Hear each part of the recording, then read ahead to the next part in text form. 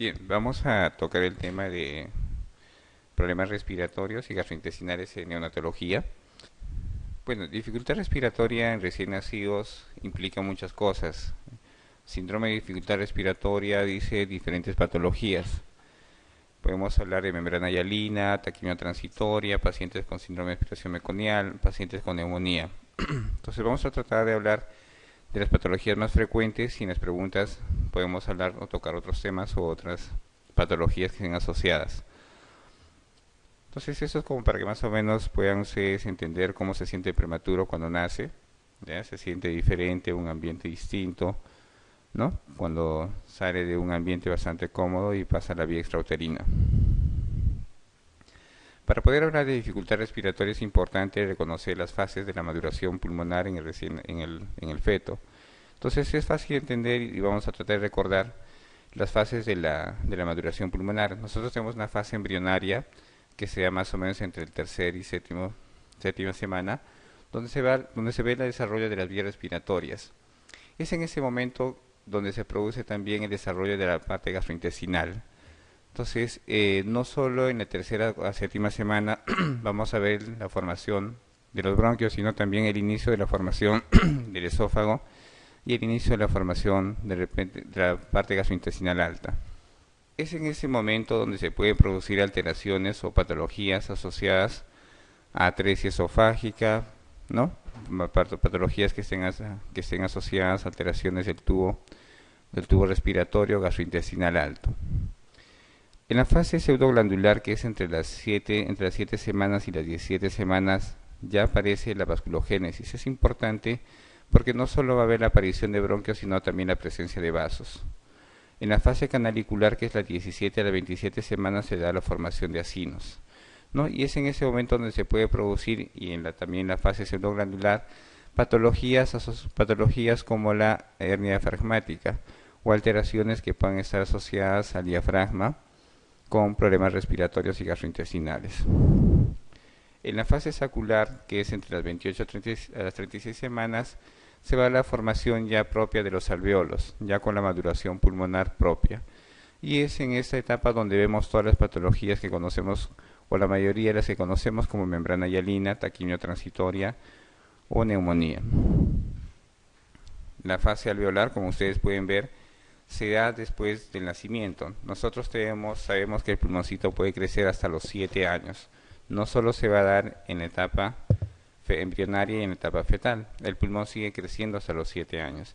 Es por eso que aquellos pacientes prematuros que tienen displasia broncopulmonar, donde se produce un proceso inflamatorio, esos pueden ir cambiando estructuralmente hasta los 6 o 7 años, ¿no? Vamos a tener niños con enfermedad pulmonar crónica, pero que con el tiempo pueden ir mejorando, ¿no? Entonces, esta es la unidad funcional alveolo capilar. Ustedes ven el alveolo, los neumocitos tipo 1, los neumocitos tipo 2, que son los responsables de la producción de surfactante. Estos ya producen surfactante a partir de las 20 semanas, es importante recordar. Y esa es la unidad junto con un capilar donde se produce el intercambio gaseoso. Entonces, distrés respiratorio comprende una serie de entidades, como hemos mencionado, ¿no? Cuya manifestación clínica es básicamente respiratoria. Todos los recién nacidos con dificultad respiratoria van a manifestar taquipnia, aleteo nasal, tiraje subcostal o intercostal, retracción sifoidea. Ustedes recuerdan el Silverman-Anderson, que ya lo habíamos mencionado en la clase anterior. Entonces el Silverman, como no sé si comentamos, está diseñado para prematuros un poco grandes, mayores de 1500 gramos, cuya mecánica ventilatoria es totalmente distinta a los prematuros menores de 1 kilo o menores de 800 gramos. Entonces hablar de Silverman en pacientes menores de 1 kilo es un poco difícil. Por eso que más adelante vamos a ver algunas de repente manifestaciones que nos pueden ayudar para clasificar el distrés respiratorio de acuerdo a su severidad. Entonces ese es el test de Silverman. Ustedes ya lo conocen, con la puntuación de 0 a 2, donde vemos la elevación del tórax y el abdomen, el tiraje intercostal, la retracción sifoidea, el aleteo nasal y el quejido. Si ustedes dan una puntuación de 0 a 2, y de acuerdo a eso ustedes van a ver, ¿no?, la severidad del distrés respiratorio. De 0, que no hay dificultad respiratoria; de 1 a 4, que es un distrés respiratorio leve, de 5 a 7 moderado y de 8 a 10 bastante severo.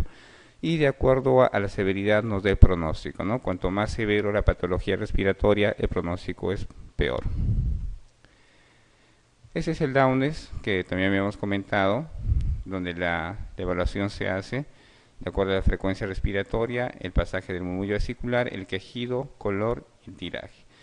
También mencionamos que a partir del 2010 dentro de las guías de reanimación no se considera el color como algo importante en la evaluación de la severidad o del distrés respiratorio. Es por eso que ahora hablamos de Downes modificado, donde aparte del quejido, el pasaje del murmullo vesicular y la frecuencia respiratoria, se ve la necesidad de oxígeno, las retracciones y la prematurez. Esto es importante. A partir de ahora, todo recién nacido debe tener un oxímetro de pulso al costado para ver la saturación en el momento del nacimiento. La saturación normal en el momento del nacimiento es de 60%, que es la hipoxemia relativa que se mantiene, ¿no?, intraútero y que mantiene por lo menos en el primer minuto. A partir del minuto empiezan a subir hasta los 10 minutos, llegando más o menos hasta un 90-92%. Es por eso que ustedes ven la necesidad de oxígeno. Una puntuación de 1 cuando el FiO2 es menor a 50% y cuando la necesidad de oxígeno es mayor a 50%, entonces se le da una puntuación de 2. ¿Ustedes entienden lo que es el FiO2? ¿Sí?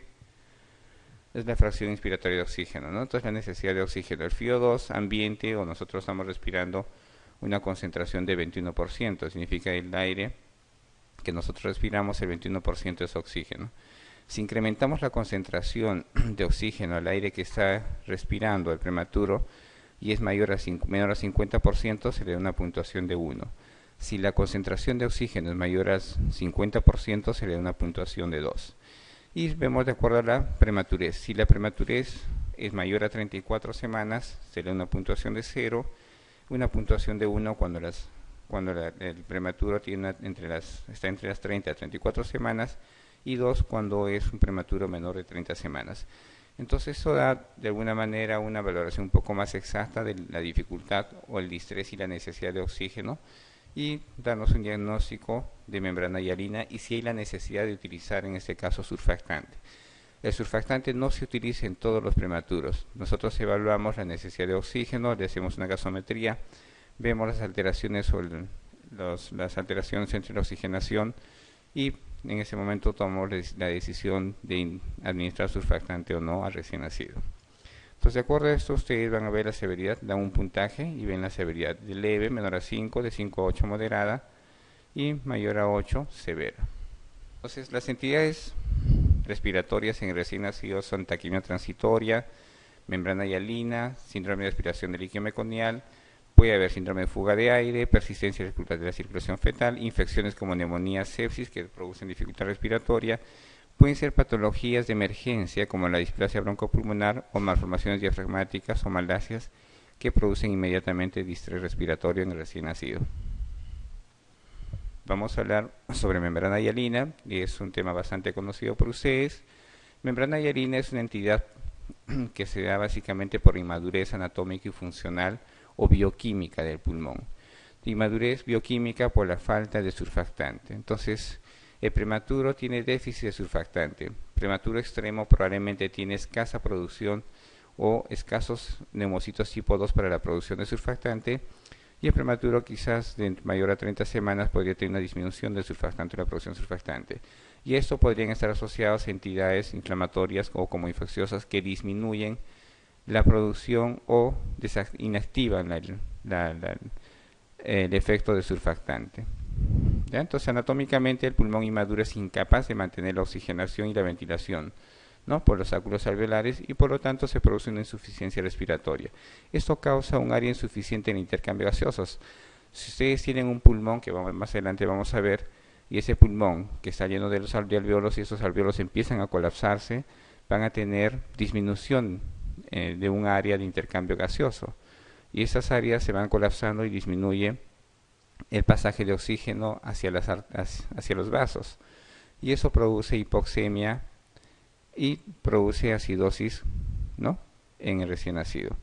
Entonces, esto condiciona mayor distancia entre los alvéolos y el endotelio capilar. Vamos a ver un gráfico donde ustedes van a poder evidenciar la alteración que se produce en la membrana hialina. Entonces, el volumen de surfactante es insuficiente para prevenir el colapso. ¿Cómo terminan los pulmones en la membrana hialina? Terminan colapsados, atelestasiados.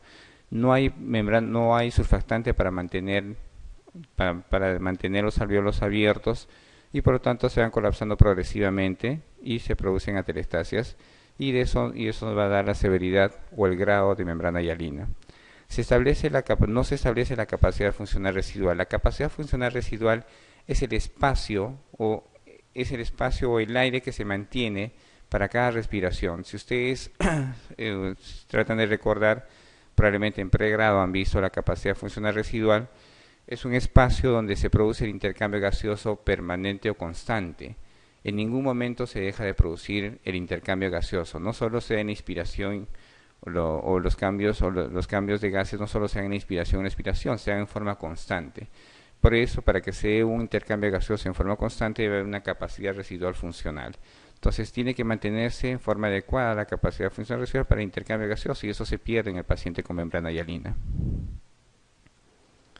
Entonces, este es el gráfico para poder más o menos entender. Es un gráfico bastante conocido donde ustedes ven el volumen y la presión. Vamos a tratar de entender de qué se trata la capacidad funcional residual. Cuando ustedes ejercen presión al inspirar, ingresa flujo de aire. Ustedes inician la inspiración, ejercen presión y esa presión hace que ingrese un volumen determinado de aire. Entonces, a mayor presión, mayor volumen, ¿no? Pero acá tienen ustedes un punto de inflexión donde siempre se va a mantener abierto y es en este espacio donde se produce el intercambio gaseoso en forma permanente y constante. Entonces, para que se produzca el intercambio gaseoso, ustedes deben tener presión y un volumen determinado. Pero en el paciente con membrana hialina, lo que se pierde es la capacidad funcional residual. Se van colapsando los alvéolos y a pesar de darle presión, no vamos a tener mayor volumen. Eso se va quedando en esa parte, ¿no? Escaso volumen, ahí sí le demos mayor presión. Y eso es más o menos lo que se grafica en este cuadro. Le damos mayor presión, pero hay un punto donde a pesar de incrementar la presión, el volumen no se modifica y se va formando una línea casi horizontal, ¿no? Es por eso que la compliance en el paciente con dificultad respiratoria y con membrana hialina baja. Más o menos vamos a hacer una analogía. El pulmón es como un globo. Ustedes soplan el globo, ejercen presión al soplar y inmediatamente ingresa un volumen determinado. Si ustedes tienen un pulmón que está colapsado, que tiene una compliance disminuida, van a tener un globo bien duro. Ustedes ejercen presión pero no ingresa aire. Entonces, de esa forma se comporta el paciente o el pulmón de un paciente con membrana hialina. La compliance disminuye o la distensibilidad disminuye. Entonces, ese es el principio de Laplace, que alguna vez lo he visto en las preguntas de examen y me interesó colocar y ustedes puedan entender de qué se trata la ley de Laplace. La ley de Laplace es la presión que está inversamente relacionada al radio y directamente relacionada a la tensión superficial. La presión y tensión superficial y el radio. ¿Qué significa? Que si ustedes tienen un alvéolo que está cubierto con surfactante, el alvéolo se mantiene abierto. Por lo tanto, el radio del alvéolo es mayor, ¿no? Y se ejerce menos presión para poder introducir un volumen determinado. Pero si yo tengo un alvéolo que está colapsado y no tiene surfactante, el radio de este alvéolo disminuye. Entonces, por lo tanto, en la ley de Laplace hay una relación directamente proporcional a la tensión superficial e inversamente proporcional al radio. Entonces, para ejercer mayor presión, debo tener una tensión superficial incrementada y un radio disminuido. ¿Se entendió esa parte? Entonces, de esa forma se comporta. Entonces, un pulmón que está bien ventilado y que tiene surfactante, entonces tiene una cantidad suficiente como para producir una distensibilidad adecuada o conservada, y esas fuerzas se oponen al colapso alveolar. Se oponen, ¿no?, para evitar o disminuir la tensión superficial, y de esa manera se produce el intercambio gaseoso. En cambio, en la ausencia de surfactante disminuye la distensibilidad, se colapsan los alvéolos, el radio de los alvéolos disminuyen y el espacio entre el alvéolo y el capilar se incrementa, dificultando más el intercambio gaseoso. Entonces esta es la manifestación gráfica del distrés respiratorio en el Silverman, ¿no? Ustedes pueden ver la retracción sifoidea, la disociación tóraco-abdominal, no se ve obviamente el aleteo, pero ustedes ven el tiraje intercostal, el quejido y el aleteo nasal. El quejido es una manifestación propia de los recién nacidos con dificultad respiratoria. Entonces el quejido es un mecanismo prácticamente de defensa. Con el quejido el paciente lo que hace es cerrar la glotis y evitar que haya un colapso de los alvéolos o evita que la capacidad residual funcional disminuya. Se cierra la glotis y automáticamente la capacidad funcional residual de recién nacido se mantiene. Entonces por eso ustedes van a ver en todo recién nacido con dificultad respiratoria quejido. La fisiopatología, ¿no?, es el esfuerzo incrementado en el recién nacido, hay limitación severa de flujo sanguíneo, se altera la integridad de la membrana epitelial, ¿no?, los neumocitos 2 se vuelven insuficientes para producir surfactante y por lo tanto se produce una compliance disminuida. Todo eso lleva a una alteración en la mecánica ventilatoria. Hay mayor trabajo respiratorio, hay fatiga de los músculos inspiratorios o respiratorios, se produce atelectasia y por lo tanto cae la capacidad residual funcional con alteración de la ventilación-perfusión. Todo esto nos lleva a hipoxemia e hipercapnia. Esta hipoxemia e hipercapnia lleva a acidosis y esta acidosis produce un círculo vicioso y produciendo vasoconstricción pulmonar. Si recordamos la adaptación cardiopulmonar cuando comentamos en la clase anterior, la acidosis o la hipoxemia lo que hace es producir vasoconstricción o evita que se produzca la vasodilatación pulmonar. La falta de oxígeno produce mayor constricción pulmonar. Entonces, la hipoxemia y la hipercapnia van a alterar aún más, ¿no?, la mecánica ventilatoria y la perfusión a nivel del pulmón. Este es otro gráfico donde hay membrana hialina y a la presencia de membrana hialina se colapsan los alvéolos, el espacio entre los alvéolos y el capilar se incrementa, ¿no? Muy bien, entonces, ¿en quiénes se produce la membrana hialina? Entonces, cuanto más prematuro, mayor riesgo de membrana hialina. Se produce en los prematuros. En aquellos pacientes que anatómicamente o funcionalmente están inmaduros o tienen alteración por un proceso inflamatorio o hay alteraciones de los cuerpos lamelares que son los almacenes del surfactante. ¿En quiénes se da? En pacientes con un proceso inflamatorio o con una infección, ¿no?, y se llama consumo de surfactante. Entonces, la producción es rápidamente disminuida por otros factores. También puede alterarse por la presencia de oxígeno exagerado, como habíamos comentado, el oxígeno hace bastante daño. Cuando hacemos una higiene excesiva de los pulmones en aquellos pacientes, aspiramos en forma repetitiva, o la misma mecánica la misma invasividad del manejo respiratorio con tubos endotraqueales hace que se disminuya la presencia surfactante. Entonces, por lo tanto, ¿en quiénes se produce membrana hialina o hay mayor riesgo de membrana hialina? En todo menor de 34 semanas. ¿Qué usamos para manejar membrana hialina? Surfactante. Es importante saber que el surfactante está compuesto por fosfolípidos y proteínas.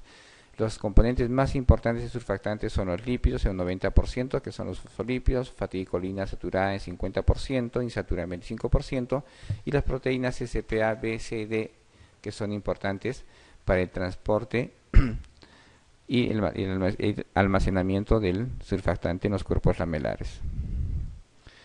Entonces, ¿quiénes tienen mayor riesgo de presentar membrana hialina? Pacientes con edad gestacional baja, todo prematuro menor a 34 semanas, pacientes con asfixia perinatal. La asfixia o la hipoxemia disminuye la producción de surfactante o inactiva el surfactante. El sexo masculino en relación al sexo femenino, la raza blanca en relación a la raza mestiza, las gestaciones múltiples y hijos de madres diabéticas. Entonces es importante saber también qué patologías pueden madurar el pulmón de recién nacido, así sean prematuros. Entonces hay entidades como la hipertensión materna o la preeclampsia, la insuficiencia placentaria o la ruptura prematura de membranas maduran o preparan al recién nacido. Entonces, si nosotros ponemos dos prematuros de la misma edad gestacional, que uno de ellos es hijo de madre diabética y el otro es hijo de una preeclántica, probablemente quien tenga mayor dificultad respiratoria y peor pronóstico sea el hijo de madre con diabetes, ¿no? Entonces, los chiquitines que tienen, que son hijos de preeclámpticas o que tienen una insuficiencia placentaria o membrana hialina, de alguna manera se van estimulando por estrés. El hecho de tener hipertensión materna o insuficiencia placentaria hace que el paciente esté en hipoxemia relativa o esté un poco más por debajo de la hipoxemia relativa. Entonces, esto tiene una cronicidad o una hipoxia crónica durante la gestación y eso va preparando y madurando el pulmón del recién nacido. Entonces, ¿qué hacen los esteroides prenatales? Entonces es importante, vamos a recordar acá, es importante los esteroides prenatales para evitar o disminuir la severidad de la membrana hialina, ¿no? Entonces, en los prematuros de 24 a 28 semanas, los esteroides pueden reducir la severidad del distrés respiratorio, pero casi siempre ellos llegan a tener membrana hialina. Lo que hacen es disminuir la severidad. De repente llegar a tener un distrés o una membrana hialina grado 3 con esteroide prenatal, podríamos llegar a solo un grado 1 y el manejo podría ser mucho más fácil. Pero en los prematuros de 29 a 34 semanas reducen la incidencia de membrana hialina. Esto es importante, ¿no? Entonces, si ustedes hablan que en prematuros mayores a 30 semanas, muchos no llegan a tener membrana hialina por la madurez, ¿no? Durante la etapa prenatal con el corticoide. Entonces, los cambios se pueden ocurrir entre las 48 horas, incluso pueden usar entre las 12 o 24 horas, ¿no? Lo que hacen es acelerar la maduración del sistema nervioso, así como las células pulmonares, disminuyen por lo tanto la incidencia de hemorragias intraventriculares. No solo disminuye la incidencia de membrana hialina, también disminuye, como ustedes pueden ver, hemorragia intraventricular y por lo tanto el riesgo de leucomalacia. La dosis múltiples es controversial. Hace 2 años salió un Cochrane donde recomienda no usar dosis múltiples. Es por eso que los ginecólogos tienen bastante cuidado a partir de ahora de usar dosis múltiples de surfactante.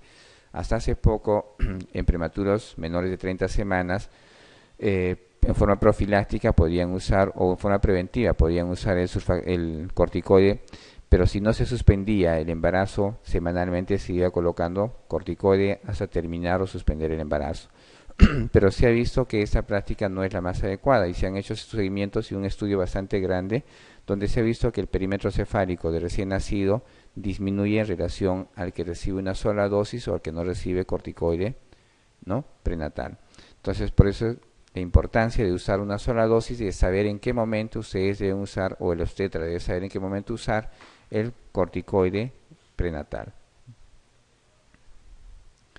Para el diagnóstico de membrana hialina es importante 3 cosas, ¿no? La parte clínica, como en toda medicina. La medicina es clínica, la medicina no es laboratorio y no es radiografía, ¿no? Pero podemos apoyarnos con la radiografía y la gasometría para tomar decisiones o conductas terapéuticas, ¿ya? Pero la clínica es importante.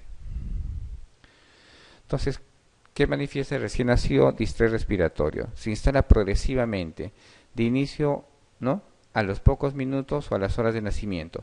La membrana hialina no siempre se va a manifestar en el momento del nacimiento y eso va a ser diagnóstico diferencial con la taquimia transitoria. Pueden ustedes tener un prematuro que puede ser extremo o mayor a 1 kilo, donde la manifestación no se va a dar en el momento del nacimiento. Ustedes ya a las 2 o 3 horas ustedes van a ver recién dificultad respiratoria y progresivamente se va incrementando, no va de menos a más, ¿ya? Lo contrario se ve en la taquimia transitoria. Ustedes van a ver taquimia transitoria con distrés respiratorio inmediatamente al nacimiento y va mejorando progresivamente.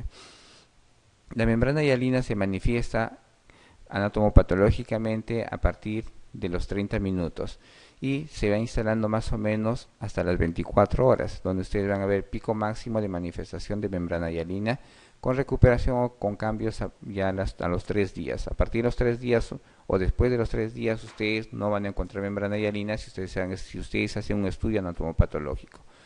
Entonces, ¿cómo valoran ustedes clínicamente al paciente? Con el score de Silverman, teóricamente o idealmente en los pacientes mayores de 1500 gramos y en menores de 1500 gramos lo ideal sería valorar con Downes modificado, ¿no? Van a tener un paciente con hipoventilación al inicio, ¿no? Taquipneico, con fatiga, palidez y luego cianosis. Ojo, la manifestación de un recién nacido prematuro extremo no es o no se manifiesta como el recién nacido a término o con el prematuro grande. no va a tener ese distrés o esa agitación o ese tiraje intercostal. La manifestación de un prematuro extremo es hipoventilación. Ustedes no van a ver un bebé o un prematuro que esté agitado y respirando rápidamente. Los bebés pasan de hipoventilación rápidamente a cianosis y hipoxemia con, ¿no?, con insuficiencia respiratoria progresiva. Va a haber la auscultación, murmullo vesicular disminuido con estertores, ¿no?, hipotensión, ¿no?, con manifestación de llenado capilar disminuido. Entonces, esta es una radiografía con membrana hialina. ¿Qué grado pueden ustedes reconocer? El grado de la membrana hialina. ¿Reconocen el grado? ¿Pueden decirme qué grado de membrana hialina es? Vamos a ver más adelante, ¿eh? Entonces, la manifestación es hipoventilación, donde hay una disminución del volumen pulmonar. Entonces, ¿cómo disminuye el volumen, cómo se manifiesta la disminución del volumen pulmonar? Con disminución de los arcos intercostales. Ustedes van a ver disminución, ¿no?, colapso del pulmón. O sea, es como un globo, se colapsa el globo. Entonces, lo ideal o lo normal es encontrar 8 espacios intercostales, y en la membrana hialina ustedes van a encontrar 7 o menos espacios intercostales. Se llegan a contar 1, 2, 3, 4, 5, 6, si consideran esto como parénquima, 7 espacios intercostales. Hay una disminución del volumen pulmonar. Broncograma aéreo, ustedes van a ver sobre una base radiopaca, van a ver unas líneas radiolúcidas, ¿no?, que es el lado bronquial, y la manifestación ese broncograma aéreo. El infiltrado retículo granular, que son infiltrados pequeñitos, zonas radiopacas o una zona radiolúcida, ventilada, y queda una imagen de vidrio esmerilado. Obviamente el borramiento de la silueta cardíaca en un paciente con un grado 3 o 4. Entonces, una placa pre-surfactante y esta es una placa post-surfactante. Se le administra surfactante y pueden ver ustedes la mejoría clínica o radiológica en este caso, donde ven ustedes mayores espacios intercostales y áreas mejor ventiladas, ¿no? 1, 2, 3, 4, 5, 6, 7, 8 espacios intercostales. Ya pues ustedes ya pueden evidenciar la silueta cardíaca, la silueta cardiotímica, la silueta cardíaca, ¿no?, pero todavía con presencia de broncograma aéreo y de un infiltrado retículo granular. Entonces, esta es la clasificación de Benz, donde ustedes clasifican radiológicamente la membrana hialina en grados, ¿no?, grado 1 hasta el 4. En grado 1 ven una imagen retículo granular bastante fina para cardíaca, ¿no? En el grado 2 esa imagen va confluyendo, se va formando zonas atelectásicas confluyentes, sin compromiso de la silueta cardiotímica y tampoco cardíaca. En grado 3 ya hay mayor compromiso, hay una radiopacidad bastante difusa en ambos campos pulmonares con broncograma aéreo y hay compromiso de la silueta cardíaca. En el grado 4 no se ve nada, es como la placa anterior, ¿no? Es como eso. Ustedes no ven, no diferencian la silueta cardíaca, se ve una imagen blanca homogénea, una radiopacidad homogénea. Perdón. Entonces, esta es una placa, una membrana hialina grado 1, ustedes pueden ver, todavía se ve el parénquima ventilado, pero ven ustedes una radiopacidad o zonas retículo-granulares paracardíacas. Se conserva la zona cardiotímica y también paracardíaca. En el grado 2, ustedes ven mayor compromiso parenquimal, ven zonas de confluencias radiopacas, zonas atelectasiadas con broncograma aéreo evidente. Ustedes pueden ver, todavía se conserva la silueta cardíaca. Y en el grado 3 ya hay compromiso de la silueta cardíaca, ¿no? Ustedes ven zonas de mayor radiopacidad con broncograma aéreo evidente. Y en el grado 4 no se ve nada, ¿no? Entonces es similar a la placa anterior. Entonces el criterio gasométrico es la hipoxemia y la hipercapnia. Ustedes toman una gasometría, inmediatamente nace el paciente para poder determinar si tiene la necesidad o no de surfactante. Entonces el surfactante no se utiliza en todo prematuro. Entonces hasta hace poco nosotros utilizábamos en forma profiláctica en todo prematuro surfactante. Todo prematuro de menos de 30 semanas o todo prematuro de menos de 1 kilo surfactante, ¿no? Pero no todos los prematuros van a necesitar surfactante o no todos hacen membrana hialina, ¿ya? Entonces, ¿qué evaluamos? ¿no? La necesidad de oxígeno, como habíamos mencionado, si el paciente inmediatamente presenta o tiene la necesidad de oxígeno de un FIO mayor a 30%, probablemente tenga, ¿no?, que administrarle el surfactante. O si le tomo una gasometría y veo los gradientes alveolo-arteriales incrementados, entonces también voy a administrar el surfactante. Entonces el paciente con membrana hialina presenta hipoxemia, hipercapnia y por lo tanto acidosis. Acidosis generalmente mixta, van a presentar acidosis metabólica y también acidosis respiratoria. Desatura y obviamente los gradientes alveolo-arteriales están incrementados con deterioro, ¿no?, gasométrico progresivo. ¿Cómo manejamos? ¿Cómo se maneja la membrana hialina? Entonces, la primera medida es prevenir la prematurez, ¿no? Evitar en lo posible que nazca un bebé prematuro. Entonces, si ya teniendo el bebé prematuro o teniendo de repente un parto inminente, un parto prematuro inminente, es importante el uso del corticoide prenatal. Derivar a centros especializados, ¿no?, y el manejo general y ventilatorio. Debe tener un ambiente, bueno, el lugar donde se maneje este paciente es un ambiente neutro, ¿no?, con manejo de repente fluidos y con todo el equipo que amerite, ¿no?, con cuidados intensivos completo. Entonces, este es el surfactante que usamos, este es Survanta y este es Curosur. Survanta que usamos con mucha más frecuencia, son derivados de lavados pulmonares, ¿no? Entonces el Survanta es de un origen bovino y el Curosub de un origen porcino. Entonces ambos son surfactantes naturales, ¿ya? Entonces nosotros clasificamos el surfactante en dos tipos, surfactantes naturales y surfactantes sintéticos. Tanto el Survanta como el Curosur son surfactantes naturales y los podemos usar con bastante garantía y tienen buenos resultados. Ninguno de los dos es mejor que otro de acuerdo a los estudios que se han hecho. ¿En quiénes usamos el surfactante? Usamos en pacientes prematuros con membrana hialina, ¿no? Hasta hace poco, como les mencionaba, se usaba en forma profiláctica en todos los menores de 30 semanas o menores de 1 kilo, inmediatamente al nacimiento. Nacía y en sala de partos o en sala de operaciones se le administraba surfactante.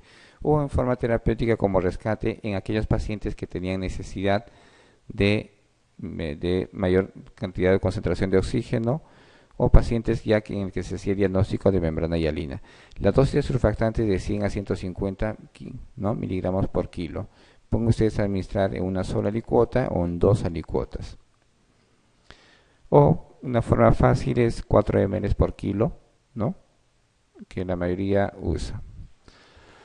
Entonces el tratamiento profiláctico, como ya hemos mencionado, ya no lo usamos, o por lo menos no lo hacemos en todos los recién nacidos prematuros extremos, porque el hecho de utilizar surfactante amerita que el paciente sea intubado, y el intubar al paciente pone en riesgo de crear un proceso inflamatorio, ¿no?, por el procedimiento y por el uso del tubo endotraqueal. Entonces, por eso que ahora no se considera dentro del manejo de los protocolos, por lo menos del hospital donde estoy, el uso de surfactante en forma profiláctica. Nosotros usamos el surfactante en todo paciente que realmente se hace diagnóstico de membrana hialina. Les colocamos en forma de rescate, ¿no?, entre las primeras 6 horas, si la concentración de oxígeno es mayor a 30% o hay cambios en el gradiente alveolo arterial. Entonces, esta es la forma de administrar el tratamiento de rescate. Pueden usar en las primeras 2 horas o pueden usar entre las 2 y las 6 horas, ¿no? ¿En quiénes están contraindicados el surfactante?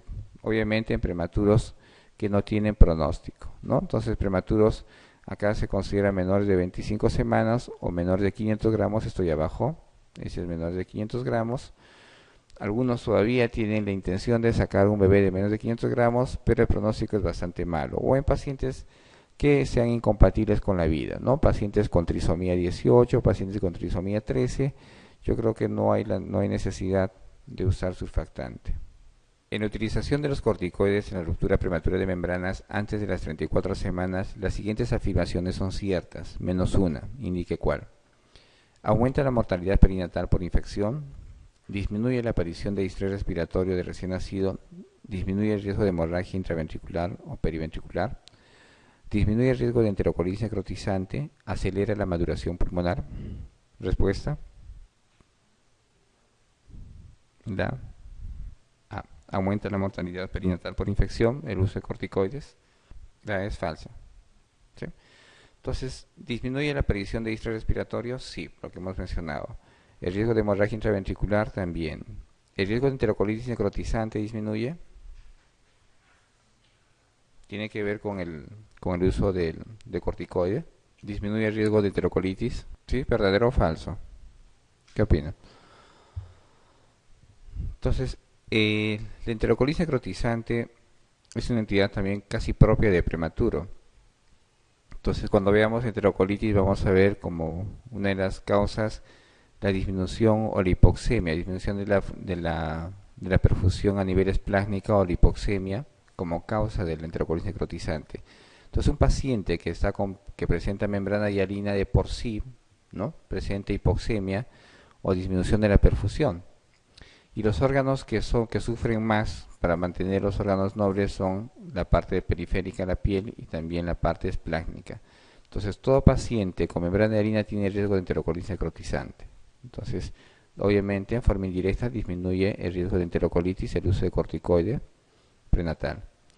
Acelera la maduración pulmonar también. La respuesta a la